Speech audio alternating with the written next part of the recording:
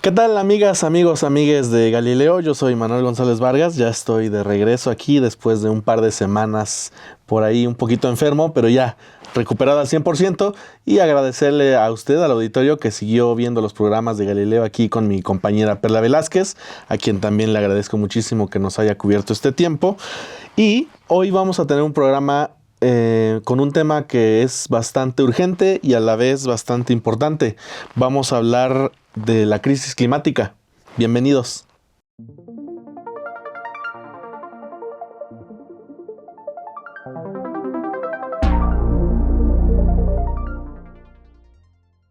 Y es que le quiero comentar que el planeta está que arde, literalmente. Hace un par de semanas, por ejemplo, un estudio de modelado dirigido por investigadores de la University College en Londres reveló que el calentamiento más rápido en el Ártico provocará que se alcance un aumento de la temperatura global de 2 grados centígrados 8 años antes, una década, casi una década antes, que si la región se estuviera calentando al ritmo global promedio. Otro estudio, ahora de la Universidad Northwestern y la de Copenhague, documentó cambios en la longitud de más de 1000 glaciares de Groenlandia en los últimos 130 años. Pero lo importante de esto es que encontraron que el ritmo de su retroceso se ha acelerado rápidamente en las últimas 2 décadas. Aquí en México hemos discutido en este programa el caso del huracán Otis, y también hemos vivido este año históricas sequías e históricas temperaturas altas a lo largo del año. Vivimos, sin duda, en una crisis climática. Para hablar de este tema, precisamente, platicamos con Francisco Serratos. Nacido en Veracruz, es académico y escritor. Actualmente es profesor en la Universidad del Estado de Washington y él investiga temas de crisis climática, animales y literatura. Serratos es autor del libro El Capitaloceno, una historia radical de la crisis climática, y ahora trabaja en un libro sobre ecotopías. En primer lugar, hablamos con Francisco precisamente sobre el debate ideológico del origen de la crisis climática, la creación del concepto antropoceno y por qué es importante hablar también del sistema en que vivimos, el capitalismo, como uno de los principales agentes del cambio climático. ¿Quién tiene responsabilidad de esta crisis? Lo responde Francisco. Cuando comenzó a pensarse la crisis climática desde las ciencias sociales y desde el humanismo ambiental, digamos, más o menos como desde los años 70, década de 1970, 80, ¿no? Y en la medida que se han incrementado las consecuencias, ¿no? Visibles de la crisis climática, pues surgió también un debate sobre cuál es el origen, digamos, cómo concebir, ¿no? Socialmente la crisis climática. Y a partir de esas propuestas, pues han surgido, digamos, conceptos que en cierta manera intentan definir, englobar y explicar la crisis climática. Un concepto que se popularizó desde el año 2000, ¿no? A partir de este nuevo siglo, pues fue precisamente el concepto que tú mencionas, el de antropoceno, que básicamente es una narración que consiste en nombrar un agente causal de la crisis climática. Y el antropoceno, el agente, ¿no? Es la humanidad. Pero apenas se popularizó este concepto, pues obviamente en las ciencias sociales y en el humanismo ambiental comenzó a haber discrepancias. Y comenzamos, aquí es donde yo ¿verdad? Me coloco ideológicamente, comenzamos a cuestionarlo porque no es la humanidad en abstracto la culpable de la crisis climática. O sea, no todos tenemos la misma responsabilidad histórica, tanto nacionalmente como, digamos, en términos de clase social. O sea, no es lo mismo la polución que genera, digamos, Estados Unidos, que es una economía muy grande, al impacto ecológico que va a tener un país, digamos, en África, ¿no? Que no tiene infraestructura fósil, digamos, de combustibles fósiles. No es lo mismo culpar, por ejemplo, a los ricos que tienen jets privados a culpar, digamos, a un agricultor en la selva amazónica, ¿no? En Colombia o en Oaxaca o en Puebla. Es decir, hay discrepancias de poder y, ¿verdad? Atender a estas discrepancias, al atender, digamos, a estas discrepancias, pues se genera una nueva conceptología otra vez, para explicar los orígenes, ¿no? Y las soluciones a la crisis climática. Entonces, en lugar de señalar, ¿no? A un humano abstracto, ¿no? En el que no se delegan responsabilidades históricas y políticas, surgieron otros conceptos. Y cada concepto es una historia de cómo llegamos aquí y cómo vamos a salir de ahí. En ese sentido, yo adopté, junto con otro grupo, ¿no? de pensadores que se colocan en esta ideología, ¿no? de izquierda, pues que no se trata de la humanidad en abstracto, sino de un sistema económico que demanda crecimiento incesante de la producción de todos los sectores de la economía y que es ese sistema el culpable, ¿no? de la crisis climática. ¿Por qué? Bueno, porque los humanos hemos estado aquí durante miles de años. Y qué casualidad, ¿no? Que con el surgimiento del capitalismo industrial, o sea, de la revolución industrial, qué casualidad que ahí es cuando comienzan, ¿verdad?, a emitirse los gases de efecto invernadero. Y es a partir de ahí, ¿no?, que comienza a ascender el aumento de la temperatura global, ¿no?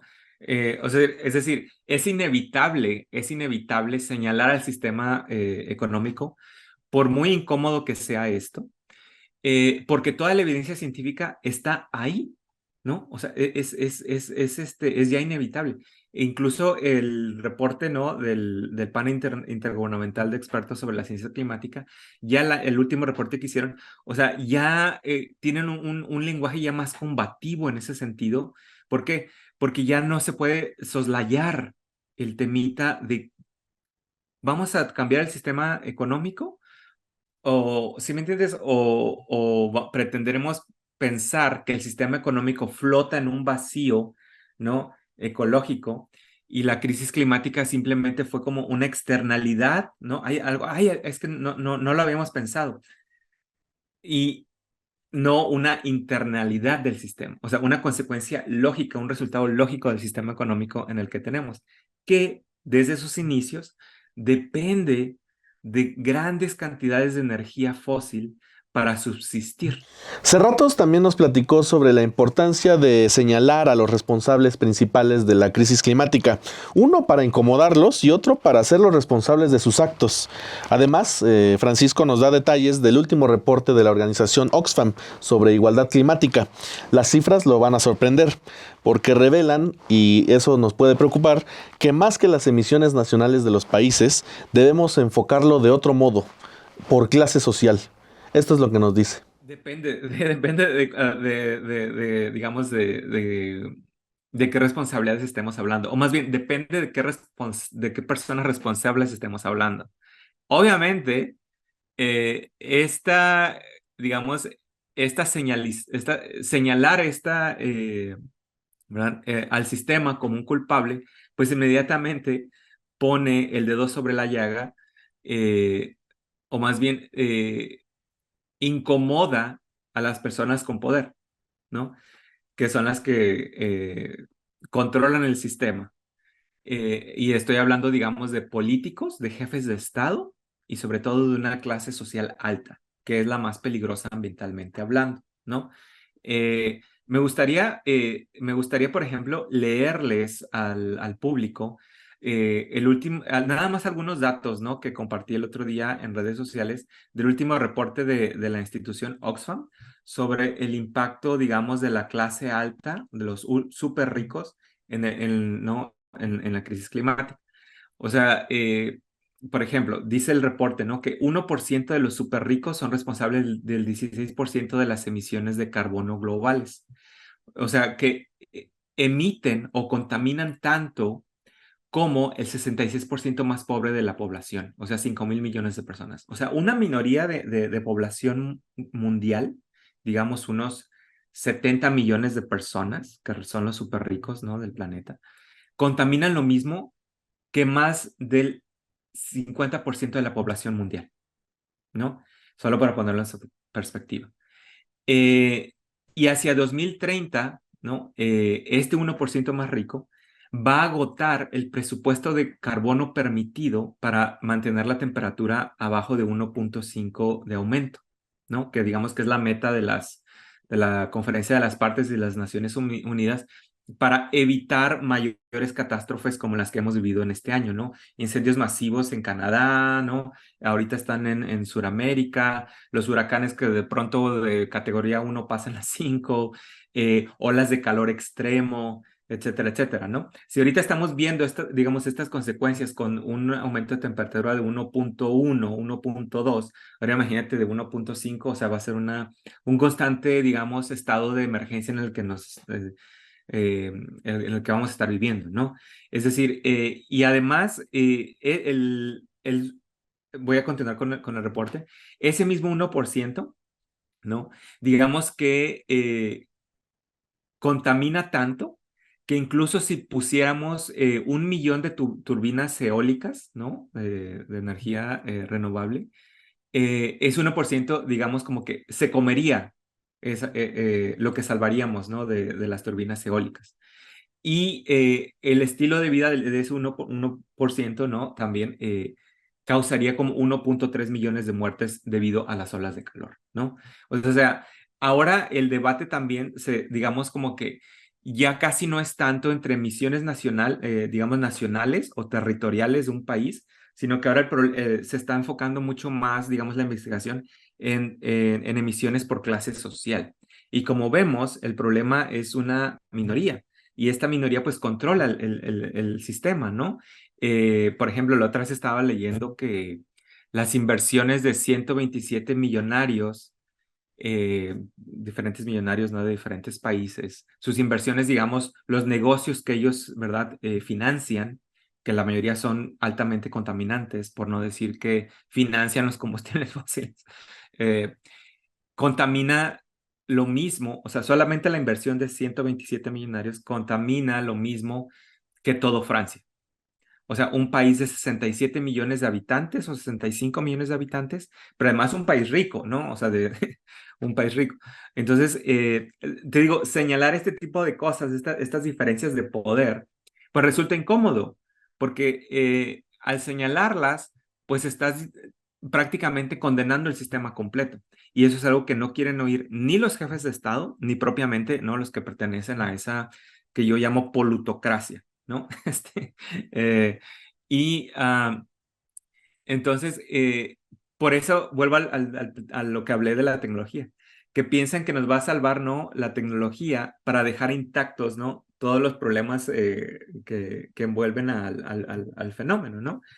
O sea, para tratar de salvar los privilegios. Nuestro invitado también respondió a la pregunta de si se está actuando con la responsabilidad y la urgencia necesaria para enfrentar esta crisis. Spoiler, no. No, no se está actuando con la responsabilidad que debiera, con la urgencia, ¿no?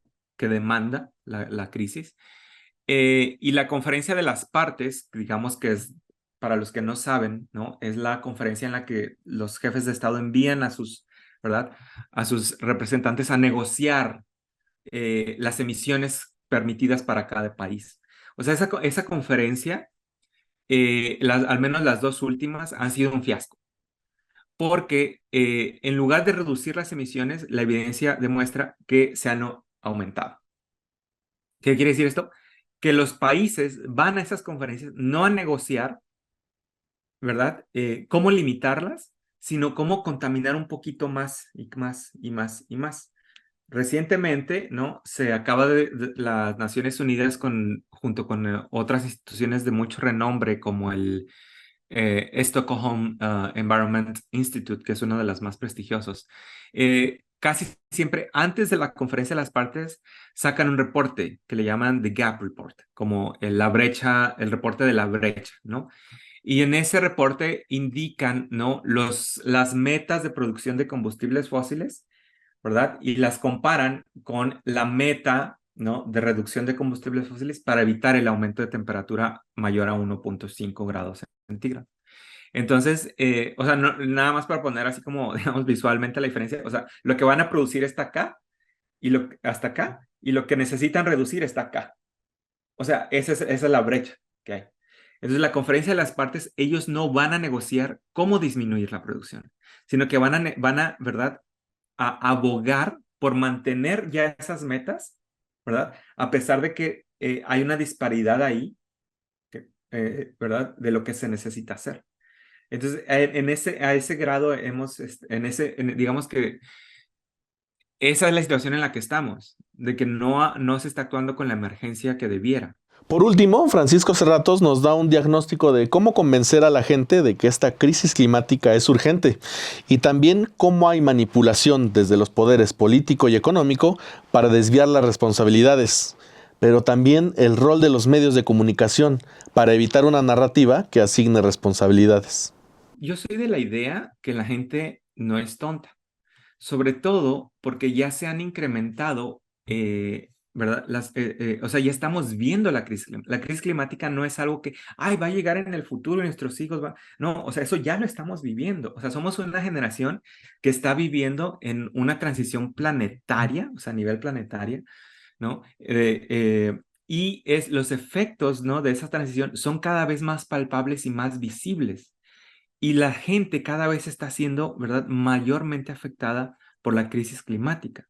Entonces, yo no creo que la gente sea tonta. Bueno, tal vez soy muy idealista, no sé. No creo que la gente sea tonta como para ignorar esos efectos.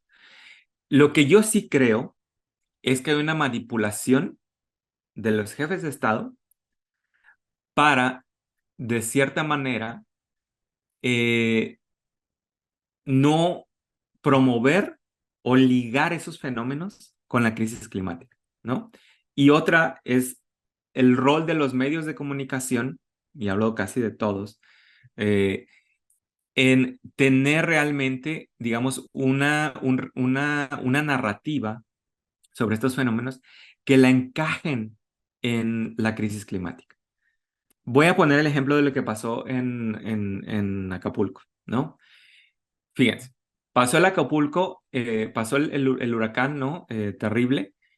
Y cuando analicé cómo se desenvolvió la narrativa en los medios de comunicación, todo quedaba concentrado en una cuestión científica. Lo que abordaban eran, digamos, dos puntos.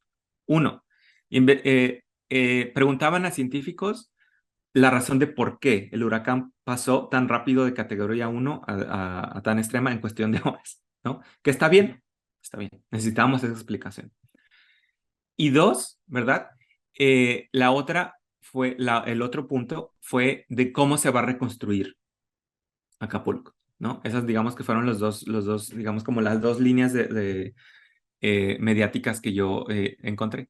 Pero en ningún momento se cuestionaba el modelo de desarrollo en Acapulco, que en cierta manera es culpable de que esa tragedia se haya magnificado de esa manera.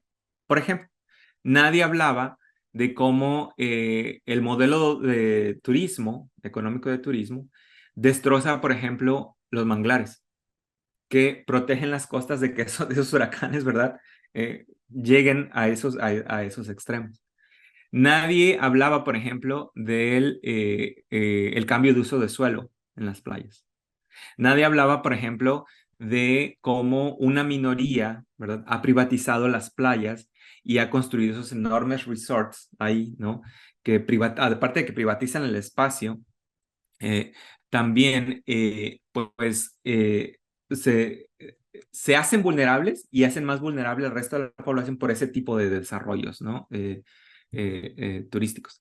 Entonces, ¿sí me entiendes? O sea, como que es frustrante en ese sentido porque no se abordan, ¿no? Digamos, las causas, digamos, sociales de estos fenómenos. Y esto solamente es un ejemplo, podemos aplicarlo a muchos otros, ¿no? Fenómenos que han pasado. Por ejemplo, otros fenómenos de los que no se habla, y la otra vez me entrevistaron sobre ese tema también, es sobre las olas de calor, que en este año fue realmente una cosa mortal en México, ¿no? Creo que fue la más grave que hemos tenido. Y cada año pues mueren más personas de olas de calor, ¿verdad? Pero no se, en los medios no se ligan esas olas de calor, por ejemplo, al hecho de que las petroleras están reportando ganancias, ¿no? Récord, al mismo tiempo que, que miles de personas están muriendo por las olas de calor. ¿Sí me entiendes? Entonces hay un desfase en la narrativa que hace que la gente como tú dices, o no se interese o sea incapaz de, ¿verdad?, de vincular un fenómeno de climático extremo con las cuestiones políticas y económicas, ¿no? Que generan esa vulnerabilidad. Le damos las gracias a Francisco Serratos por participar en Galileo y le digo al auditorio de este programa que no va a ser la última vez que nos veamos con él. Vamos a estar platicando en el futuro sobre energías limpias, así que no se pierda también ese programa. Y en Galileo también le agradecemos sobre todo a usted, al auditorio que nos ve cada viernes. Recuerde, los estrenos son los viernes a las 4 de la tarde, tiempo del centro de México. Y también le agradecemos que deje sus comentarios. ¿Qué le gusta del programa? ¿Qué le gustaría que cambiáramos? ¿Qué le gustaría que agregáramos? Si le gustaría ver algún tema en específico en este programa, algún invitado que usted quiera ver también que lo entrevistemos, deje su comentario en este programa o en los anteriores. Usted puede ver las repeticiones en cualquier momento y también se puede suscribir al canal, a Estudio B de Sin embargo al aire, y darle a la campanita para que le lleguen las actualizaciones de los estrenos de los programas. Mientras tanto, yo lo dejo. Soy Manuel González Vargas. Es un gusto estar de regreso con ustedes. Y esto fue y seguirá siendo su programa de ciencia favorito, Galileo.